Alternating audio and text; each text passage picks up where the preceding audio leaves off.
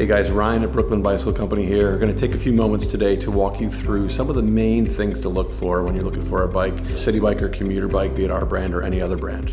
One of the first things we like to ask folks when they visit us in the showroom is, how are you going to be using the bike?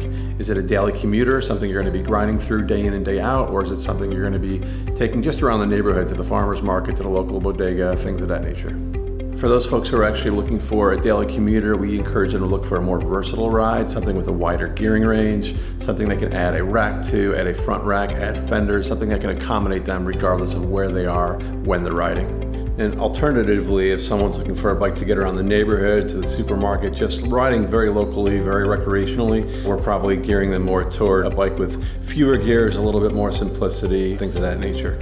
The next thing we want to dive into is, what's the terrain like? Is it flat? Is it hilly? Are you going on short rides, longer rides, things of that nature? And that gives us the opportunity to start talking about the gearing range. A lot of people focus energy on how many gears a bike has, and we usually throw that out the window and we focus more on what is a gearing range. If you're going up a hill, how easy can that bike make it for you? If you're going down the other side of that hill, how fast can you get going? So we focus on the gearing range, and particularly two models in our portfolio, or a lot of bike portfolios you're going to see, is an internally geared 3-speed, or like a 7-speed or an 8-speed, things of that nature. The 3-speed internally geared, it's favored by a lot of bike shares. It's incredibly durable, but the trade-off is it doesn't have as wide of a gearing range. So it's important to understand, what's the terrain like, what's your use case. The next thing we think about is what sort of frame style we want. You have two primary frame styles. You have a diamond frame and you also have a step-through frame. A lot of people prefer the diamond frame. It's a little bit easier to carry with its top tube. There's a little bit of a stylish element to it as well. And then for the step-through bikes, it's always been known as being very wardrobe friendly, and it's also incredibly easy to mount simply by stepping through the frame.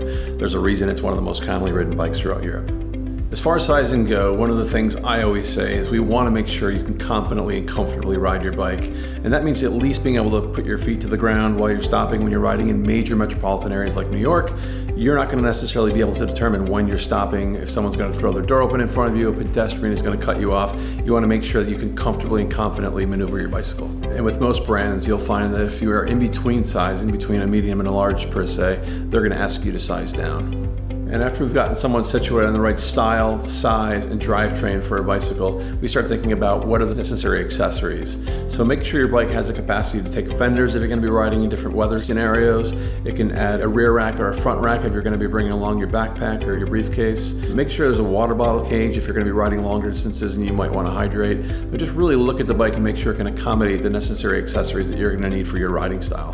And if there's ever any doubt or any questions, take the time to call the company or reach out to the company in some capacity so you have the opportunity to get your questions answered. Don't ever go out and buy a bike if there's something that you aren't familiar with or you have questions about or you aren't 100% confident. I know here at Brooklyn we have our 800 number, we have a concierge service, we have a showroom, there's multiple opportunities to get in touch. And lastly, and arguably most importantly, make sure you have a local resource to reach out to should you ever have any issues. Here at Brooklyn, we have a buy and ride program. We ship all of our bikes to a local bike shop where they're professionally assembled, and then should you ever need it, you have a resource to go to locally for additional accessories, to get your bike tuned up, to get a flat tire changed.